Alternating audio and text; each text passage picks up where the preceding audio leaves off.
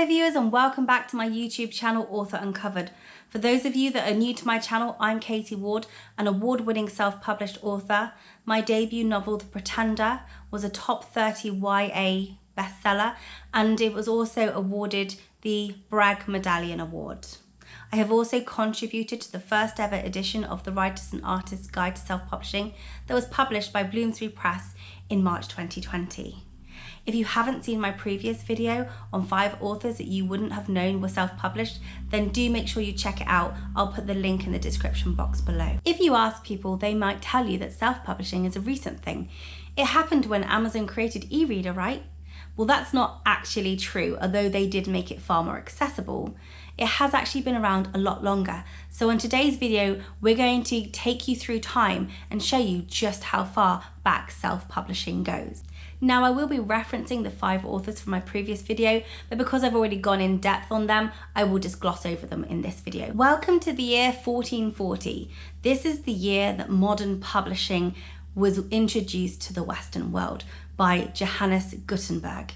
Inspired by printing presses that had been found in China, he brought the technology into the Western world and enabled for the very first time books to be produced en masse. We kept this technology when producing books and newspapers for the next 500 years. The year is now 1732, and America's founding father, Benjamin Franklin, is self-publishing a yearly pamphlet called Paul Richard's Almanac, a collection of essays, tips, and proverbs. He does this for the next 26 years. We are now in 1783, and William Blake, one of the UK's finest poets, is self-publishing some of his best-known works. These include The Songs of Innocence and The Marriage of Heaven and Hell. In the year 1811, after countless rejections, Jane Austen is publishing Sense and Sensibility through London publisher Thomas Egerton. He has advised that she has to take all financial responsibility for this book should it fail. This is one of the earliest examples of vanity publishing. In 1843, Charles Dickens publishes A Christmas Carol. Having written it in 6 weeks, he gives us back the spirit of Christmas in one novel. In 1855, America's favorite Walt Whitman is self-publishing the first edition of Leaves of Grass. This was not well received and classed as obscene and saw Walt lose his job. In 1901, Beatrix Potter self-publishes a run of 250 books of Peter Rabbit. Given mostly to friends and family, it becomes a bestseller in 1902. In 1913, French novelist Marcel Proust self-publishes the first volume of his 7-volume masterpiece with De Côte de CHEZ SWANN, which translates as The Swann's Way. In 1917, the Hogarth Press is established by Virginia and Leonard Woolf. This is to publish both Virginia's work and the works of other authors. In 1923, Ernest Hemingway self-publishes an anthology called 3 Stories, 10 Poems whilst working as a journalist in Paris. In 1993, the World Wide Web is launched, hailed as being able to bring technology to the people to make it accessible.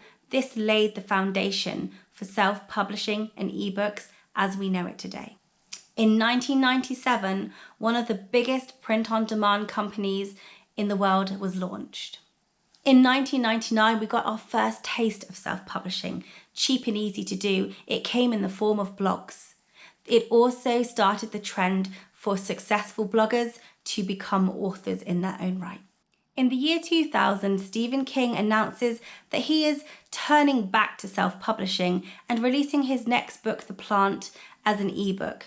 Amazon come in to help him take payment for these books, and we have a very primitive form of what we now enjoy through Amazon KDP.